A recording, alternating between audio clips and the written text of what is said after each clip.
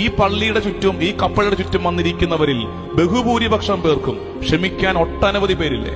പ്രാർത്ഥനയൊക്കെ നല്ലതാ, മെഴുകുതിരി മുട്ടക്കാട്ടം വലുപ്പത്തിൽ മെഴുകുതിരി കത്തിക്കും. എന്നാൽ കൂടപ്പുറത്തോട് മിണ്ടിയിട്ട് കാലം കുറയായി.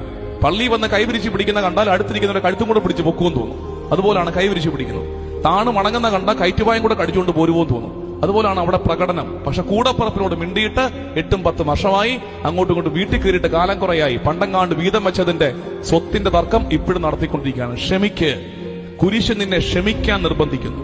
അതായത് ഇനിയും ക്ഷമിക്കാൻ ബാക്കി വെച്ചിട്ട് ഈ കുരിശുമുത്തപ്പന്റെ മുമ്പിൽ വന്ന് കുമ്പിടുന്നത് അത് കേവലം ഷോ ഓഫ് ആണെന്ന് ഈ കാലം വിധി എഴുതും.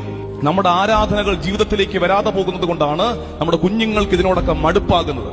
ഒത്തിരി ആരാധിക്കുന്നവന്റെ ജീവിതത്തിൽ ഈ ആരാധനയ്ക്ക് ആനുപാതിക നന്മയൊന്നും കാണാതെ വരുമ്പോ ഒരു ഇളം തലമുറ നമുക്ക് മാർക്കിടും, ഈ ആരാധനകളൊക്കെ വെറുതെയാണ്, ഇതൊന്നും ഇവരുടെ ജീവിതത്തെ ബാധിക്കുന്നില്ല. കുരിശ് ക്ഷമിക്കാനുള്ള പ്രചോദനം തരുന്നുണ്ട്, ക്ഷമിക്കാനുള്ള ആഹ്വാനം തരുന്നുണ്ട്. ക്ഷമിക്ക്, പോട്ടെന്ന് വെക്ക്. കാരണം കുരിശെ കടന്നുകൊണ്ട് അവർ പറഞ്ഞു, അവർ ചെയ്യുന്നതെന്ന് അവർ അറിയുന്നില്ല, അവരോട് ക്ഷമിക്കണമേ. കുരിശിലേക്ക് നോക്കുമ്പോഴൊക്കെ കുരിശ് നമ്മളെ വെല്ലുവിളിക്കുക. എടാ, കുരിശിലേക്ക് നീ നോക്കിക്കൊണ്ടിരിക്കാതെ, ആരാധിച്ചുകൊണ്ടിരിക്കാതെ കുരിശിന്റെ ശൈലിയെ കോപ്പി പേസ്റ്റ് ചെയ്യടാ. അതെന്താണെന്നറിയാമോ? ക്ഷമിക്ക്. Download ShareChat.